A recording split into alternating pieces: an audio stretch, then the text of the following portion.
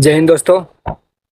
आज हम आपको बताएंगे एसएससी जीडी में सिलेक्शन कैसे लेते हैं विद इन 6 मंथ। जो हमारी 27 की वैकेंसी आ रही है 50,000 प्लस।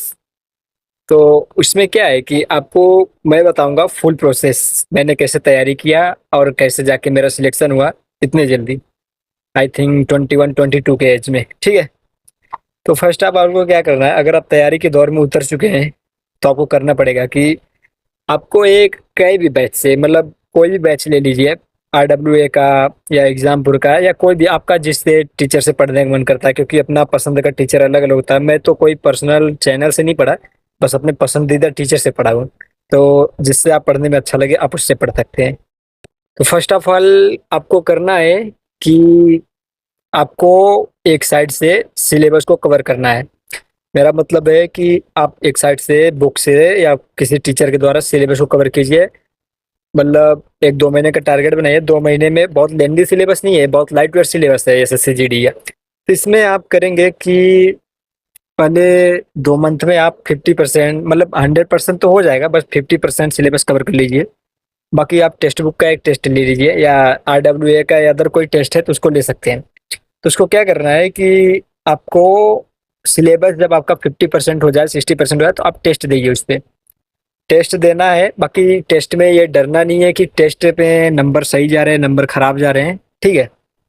बाकी उसके बाद जब आप टेस्ट देंगे, आपके जितने क्वेश्चन, पहले तो सेक्शनल टेस्ट देना है। सेक्शनल टेस्ट में क्या होता है कि आपका जो होता है कि आपका क्वेश्चन ज़्यादा गलत नहीं होते, और अगर आप 180, मतलब ये 80 क्वेश्चन के टोटल देंगे तो उसमें आपके ज़्यादा गलत हो जाएंगे। तो ज़्यादा गलत होंगे तो आप डिमोटिवेट हो जाओगे कि यार अभी नहीं होगा, इतना ज़्यादा क्वेश्चन गलत हो रहा है। तो इसीलिए आपको पहले सेक्शनल टेस्ट देना है। सेक्शनल टेस्ट में 20 क्वेश्चन देंगे, उसमें से आपके 2-3 बस गलत होंगे, अगर आप पूरे सिलेबस कवर कर लेंगे तो। फिर जैसे जैसे आपका सेक्शनल टेस्ट कंप्लीट हो जाएगा तो आपको संडे संडे में सेक्शनल टेस्ट के साथ संडे में एक दिन आपको लॉन्ग टेस्ट देना है, मतलब फुल टेस्ट। तो उसमें आपको टेंशन लेने की जरूरत नहीं है। अगर कम सही हो रहा है, क्वेश्चन नंबर कम आ रहे, तो उसमें टेस्ट टेंशन लेंगे। बस आपको वो देने के बाद आपको उसको एनालिसिस करने की मेन जरूरत है। मेन पॉइंट है टेस्ट में एनालिसिस करना। मैं बता दूं, सिलेक्शन में अगर 30% बस फुल पढ़ने की जरूरत पड़ता है, बाकी 70% मेन टेस्ट होता है। अगर आप टेस्ट दे रहे हैं एसएससी जीडी जैसे एग्जाम का, जो कि बहुत लाइट वेट सिलेबस है, बहुत हल्का है, तो उसमें आप कि अगर टेस्ट में अगर टेस्ट ही लगातार दे रहे हैं, टेस्ट का एनालिसिस कर रहे हैं, तो आपका सिलेक्शन का चांस बहुत ज़्यादा बढ़ जाता है बाकी लोगों के मुताबिक। जैसे मैं हूँ 2025 का वैकेंसी का, मतलब सीआरपीएफ में वर्किंग कर रहा हूँ। इसमें मतलब सीआरपीएफ में मैं सर्विंग कर रहा हूँ सर। तो मैंने क्या किया कि पहले के 2 से 2 मंथ में अपना सिलेबस कंप्लीट कर दिया। मेरे पास टाइम तो ज़्यादा नहीं था, 5-6 महीने बहुत होते हैं इसके लिए।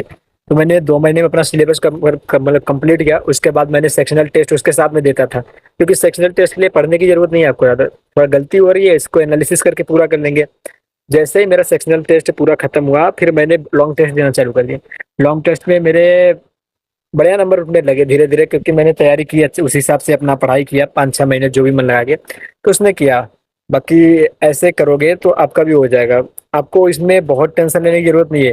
मतलब इसमें क्या है कि हिंदी में जैसे है, तो हिंदी में आपको इसमें कोई, अगर अदर एग्जाम को देखोगे तो इसमें संधि समास ये सब पूछे जाते हैं।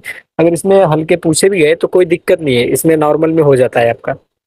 इसमें मतलब बहुत ही, इसमें कोई पढ़ने की जरूरत नहीं है। इसमें विलोम शब्द ये सब बस नॉर्मल। तो इसमें आपका ये सब तो मॉक टेस्ट से कंप्लीट हो जाएंगे, आपको इसमें ज़्यादा लोड लेने की जरूरत नहीं है। बाकी बचेगा आपका DBCB, ये सब तो अपना डॉक्यूमेंट आप रेडी कर लेना। ठीक है। टेस्ट देने के बाद एक चीज़ ये कंफर्म हो जाता है कि जिस सब्जेक्ट में आपका वीक पॉइंट है, जिस चैप्टर वाइज होता है, तो उस चैप्टर पे आप अपनी मेहनत एक्स्ट्रा कर सकते हैं, जिससे वो चैप्टर आपका क्लियर हो जाएगा और आपको बहुत अच्छा नंबर आने लगेगा धीरे धीरे। 1-2 नंबर बढ़ने से ही आपको पता है कि सिलेक्शन होता है। ऐसा कुछ नहीं है कि अचानक से किसी के सिलेक्शन हो जाता है। मेरा भी ऐसे ही हुआ, 5-6 महीने मैंने आराम से तैयारी किया और 5-6 महीने में बहुत अच्छा हो गया मेरा स्कोर। और मेरे टाइम पे तो कटा भी बहुत हाई गई थी, क्योंकि वो तो पेपर के हिसाब से 149-48, मेरा 149 नंबर था 160 में।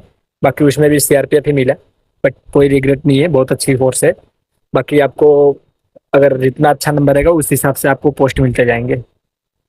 और उसको लिए एसएसएफ लेने के लिए तो आपको बहुत मेहनत करनी पड़ेगी, बाकी सबको मिल जाता है कोई ना कोई पोस्ट। ठीक है। और 2027 की वैकेंसी के लिए ये बेस्ट है कि इसमें 50,000 प्लस वैकेंसी आएंगी।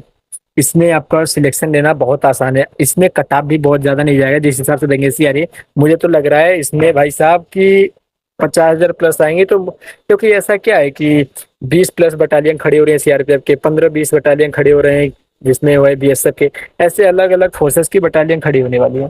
तो इसमें क्या है कि आराम से हो जाएगा। ठीक है।